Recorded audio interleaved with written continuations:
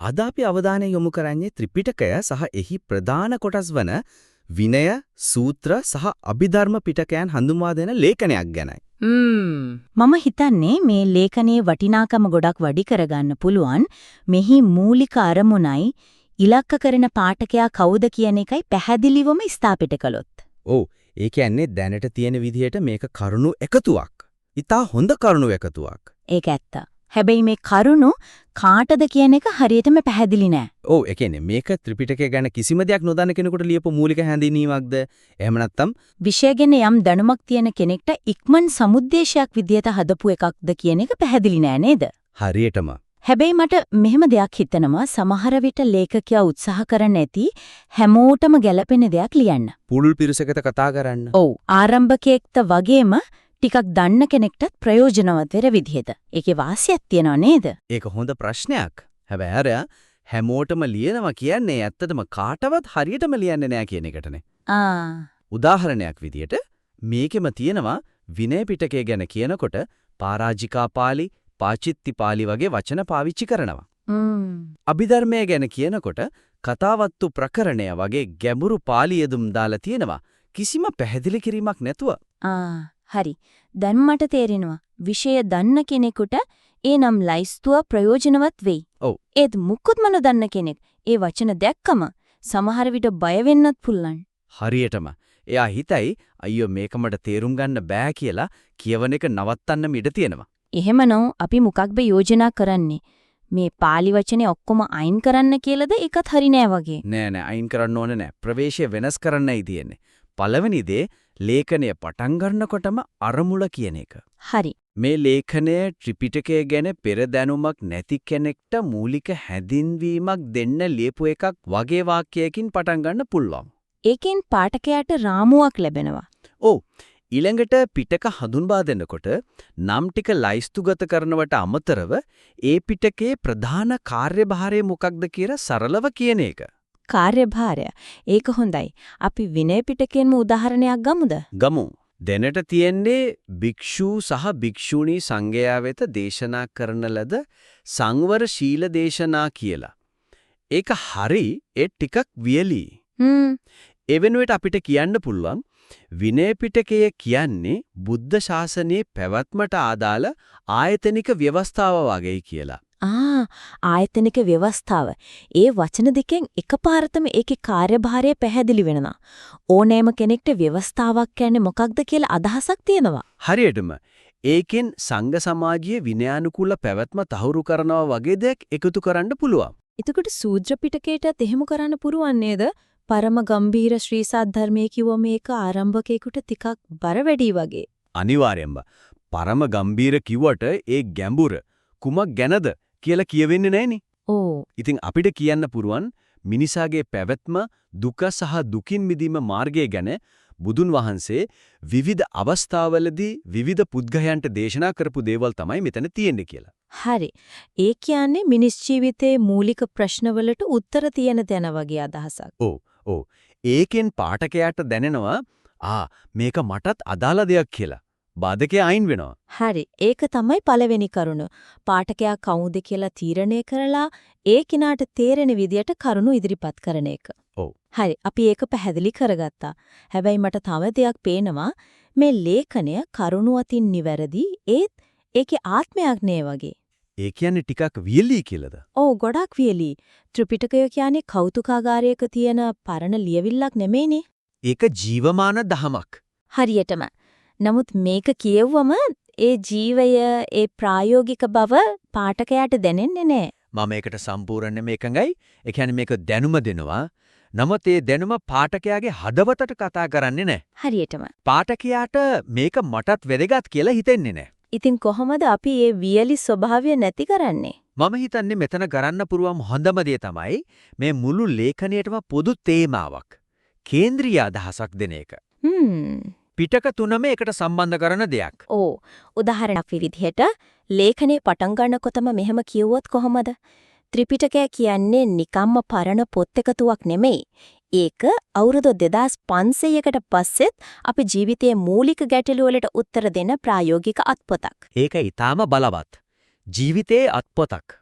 ඒ තේමාව මුලින්ම දැම්මම පාඨකයා මේ දිහා බලන විදිය සම්පූර්ණයෙන්ම වෙනස් වෙනවා. ඔව් නේද? එතකොට එයා පිටක ගණ කියවන්නේ කරුණු දැනගන්න විතරක් නෙවෙයි. තමන්ගේ ජීවිතයට යමක් ගන්න පුරුවන්ද කියන කුතුහලයෙන්. හරියටම. එතකොට අභිධර්ම පිටකය වගේ සංකීර්ණ කොටසක් වුණත් එයාට ආදාළ කරගන්න පුළුවන්. ඔව් දැනට තියෙන්නේ ගැඹුරු දහම් කොටස් කියලා. ඒක ඇහුවම කෙනෙක් බය වෙන්න පුළුවන්. ඒත් අපි ඒක අර අත්පොත කියන තේමාවට සම්බන්ධ කරොත් ඔව් කොහොමද ඒක කරන්නේ? මෙහෙම කියන්න පුළුවන්. මේ ජීවිතයේ අත්පොතේ මේ පරිච්ඡේදයෙන් අපිට උගන්වන්නේ අපේ මනස කියන මේ සංකීර්ණ යන්ත්‍රය වැඩ කරන විදිය ගැනයි.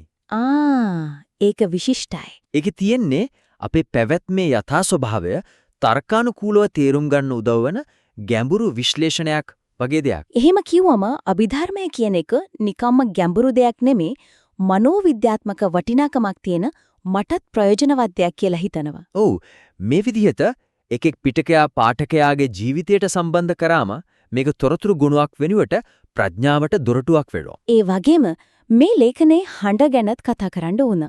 ස්වරය ටෝන් එක. ඔව් දැනට තියෙන හඬ ගොඩක් ශාස්ත්‍රීයයි. විශ්වකෝෂයක වගන්තියක් වගේ. මෙය මෙසේය එහි මෙය අඩංගුය වගේ. හරියටම ඒ ස්වරය අපි දැන් කතා කරපු ජීවිතයේ අත්පොත කියන අදහසට ගැලපෙන්නේ නෑ නේද? ගැලපෙන්නේ නැහැ. විශ්වකෝෂයක් අපිට තොරතුරු දෙනවා. අත්පොතක් අපිට මඟ පෙන්වනවා ආරාධනා කරනවා. ඒක තමයි වෙනස. අපි කොහොමද මේ ආරාධනා කරන ස්වරය ඇති කරන්නේ? වචන වලින්. පුල්ලම් උදාහරණයක් විදියට සූත්‍ර පිටකය ගන්න දැනට කියනවා එහි නිකාය පහක් අන්තර්ගත වෙයි කියලා. ඒක තොරතුරක්. ඒ වෙනුවට අපිට කියන්න පුළුවන් බුදුන් වහන්සේගේ ඉගැන්වීම් නැමැති මහා සාගරයට කිමිදෙන්න ඔබට දොරටු පහක් සූත්‍ර පිටකයේ විසින් විවෘත කර දෙනවා. ඒ තමයි කියලා. ඒක විශිෂ්ටයි. වචන කීපයකින් මුළු හැඟීමම වෙනස් වෙනවා. ඔව්. පළවෙනි එකේදී පාඨකයා නිකම්ම තොරතුරු ලබන්නෙක්. දෙවෙනි එකේදී එයා ගවේෂකයෙක් වෙනවා. සාගරයට කිමිදෙන්න දොරටු වගේ රූපකයක් පාවිච්චි කළාම ඒක හිතේ චිත්‍රයක්ම වනවා. කුතුහලය වැඩි වෙනවා. ලේඛකයා සහ පාඨකයා අතර සම්බන්ධයක් ගොඩනගනවා. හරි. අපි දැන් කරුණු කීපයක්ම කගාතලා පාඨකයා හරය ස්වරය අවසාන වශයෙන් මේ හැමදේම එකට ගැට ගහන්න පුළුවන් ව්‍යුහාත්මක කාරණයක් ගැන කතා කරමු. හොඳයි. ඒ තමයි මේ ලේඛනීය ව්‍යුහය ශක්තිමත් කරගන්න පුළුවන් විදියක්. අර අවසානයේ තියෙන අංගුත්තර නිකායේ උපුටා ගැනීම. තථාගතප්ප වේදිතෝ ධම්ම විනයෝ කියන එක නේද? ඔව්.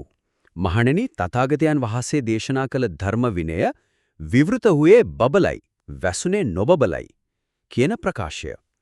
ඒක ඊටමත් බලවත්. හැබැයි දැනට ඒක තියෙන්නේ කිසිම සම්බන්ධයක් නැතුව අන්තිමට නිකම්ම දාලා වගේ. ඔව් හුදකලාව. හරියට ලස්සන චිත්‍රයක් ඇඳලා ඒකට කිසිසේත්ම ගැලපෙන්නේ නැති රාමුවක් දැම්ම වගේ. ඒකේ තියෙන බලය ඒ විදිහට තිබ්බම ලැති වෙලා යනවා. පාඨකයාට ඒකේ වැදගත්කම තේරෙන්නේ නැහැ. ඉතින් මම දකිනවා ඒක පාවිච්චි කරන්න පුරුවන් ක්‍රම දෙකක්. පළවෙනි ක්‍රමය තමයි මේ උපුටා ගැනීම මුළු ලේඛනියටම රාමුවක් විදිහට පාවිච්චි කරන එක. ඒ කියන්නේ මුලටම ගන්න එකද? ඔව්.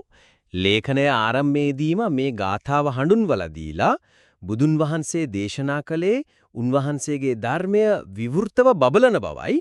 ඉතින් ඒ විවෘතව බබලන ධර්මයේ තියෙන ත්‍රිපිටකයේ දෙස අපි බලමු කියලා පටන් ගන්න පුරුවන්. ඒක හොඳ සැලැස්මක්. එතකොට විනය සූත්‍ර අභිධර්මය ගැන කියවන හැම දෙයක්ම අර විවෘතව බබලන කියන තේමාව යටතේ එකට ගොනු වෙනවා. ලේඛනියට හොඳ ඒකාබද්ධ බවක් ලැබෙනවා. හරි. දෙවනි ක්‍රමය මොකද්ද? දෙවනි ක්‍රමය තමයි මේ උපුටා ගැනීම ප්‍රබල නිගමනයක් විදිහට භාවිතා කරන එක. දැනට වගේ නිකම්ම දානව වෙනුවට. පිටක තුනම විස්තර කරලා ඉවර වෙලා ඔව් ඒ සියල්ල එකට සාරාංශගත කරමින් විනයෙන් සංඝ සමාජය විවෘතව පාලනය වෙන හැටි සූත්‍ර වලින් ධර්මයේ විවෘතව දේශනා කළ හැටි අභිධර්මයෙන් මනසේ ක්‍රියාකාරීත්වය විවෘතව විශ්ලේෂණය කරන හැටි පෙන්වල දීලා ඒ ඔක්කොම පැහැදිලි කරලා අවසානයේ කියනවා මේ විදිහට ත්‍රිපිටකය හරහා බුදුන්ගේ ඉගැන්වීම සැමට විවෘතව පැහැදිලිව තියෙනවා. උන්වහන්සේම දේශනා කළේ ඒකයි කියලා. හරියටම තථාගතප්ප වේදිතෝ ධම්ම විනයෝ විවටෝ විරෝචිති නොපටිච්චන්නෝ යනුවෙන් උන්වහන්සේම දේශනා කළේ එබැවිනි කියලා අවසන් කරනවා. මං හිතන්නේ ඒ ක්‍රමය ඊටත් වඩා බලවත්. එහෙම හිතන්නේ ඇයි? මොකද ඒකෙන් වෙන්නේ ඒ උපුටා ගැනීම නිකම්ම වාක්‍යයක් නෙමෙයි මුරු ලේඛනීයම අදහස එකට කැටි කරලා දක්වන කූට ප්‍රාප්තියක් වෙනවා. අපි කරුණු ඉදිරිපත් කරලා ඒවට සාක්ෂියක් විදිහට බුද්ධ වචනේම ගෙන්නවා. පාඨකයාට ඒකෙන් ප්‍රබල පණිවිඩයක් ලැබෙනවා. ඒකත් ඊටාම හොඳ තර්කයක්. ඇත්තටම ඒ ක්‍රම දෙකෙන් කෝක තෝරගත්තත් වැරද්දක් නැහැ. වැලගත්ම දේ තමයි ඒ උපුටා ගැනීම සවිඥානිකව අරමුණක් ඇතෝ පාවිච්චි කරන එක. ඔව්. ඉතින් අද සාකච්ඡාව සාරාංශගත කළොත් ප්‍රධාන කරුණු කීපයක් තියෙනවා. පළමුව ඔබේ ලේඛනයේ ඉලක්කගත පාඨකයා කවුද කියලා පැහැදිලිව නිර්වචනය කිරීම.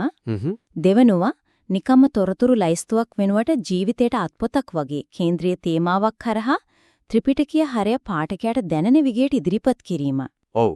ස්වරය ගැනත් අපි කතා කළා. ඔව්. තුන් වෙනුවට ස්වරය ශාස්ත්‍රීය ස්වරූපයෙන් දාන් පාඨකයාට ආරාධනා කරන මඟ පෙන්වන එකකට මාරු කිරීම. අවසාන වශයෙන් අර උපුටා ගැනීම ලේඛනයට රාමුවක් විදිහට හරි ප්‍රබල කූට ප්‍රාප්තියක් විදිහට හරි පාවිච්චි කරලා ව්‍යුහය ශක්තිමත් කරන එක. ඔව්. ඉතින් ඔබට ක්‍රියාවට නංවන්න පුරුවන් ප්‍රායෝගික යෝජනා කීපයක් තමයි මේ. ලේඛනේ පටන් ගන්නකොටම අරුමුණයි පාඨකයයි පැහැදිලි කරන්න පිටක හඳුන්වා දෙනකොට ව්‍යවස්ථාවක් ජීවිත ගැටලුවලට පිළිතුරු වගේ සරල රූපක යොදා ගන්න ඔබට දොරටු විවෘත කර දෙනවා වගේ ආරාධනා කරන භාෂාවක් යොදා ගන්න. හරියටම අවසාන වශයෙන් අංගුත්තර නිකායේ ඒ උපුටා ගැනීම ශක්තිමත් ආරම්භයකට හරි බලවත් නිගමනයකට හරි සවිඥානිකව යොදා ගන්න. මේ වෙනස්කම් එක්ක ඔබේ ලේඛනයේ නව පිටපතක් නැවත අප වෙත යොමු කරන්න අපි ගැන තවදුරටත් කතා කරන්න කැමැතියි.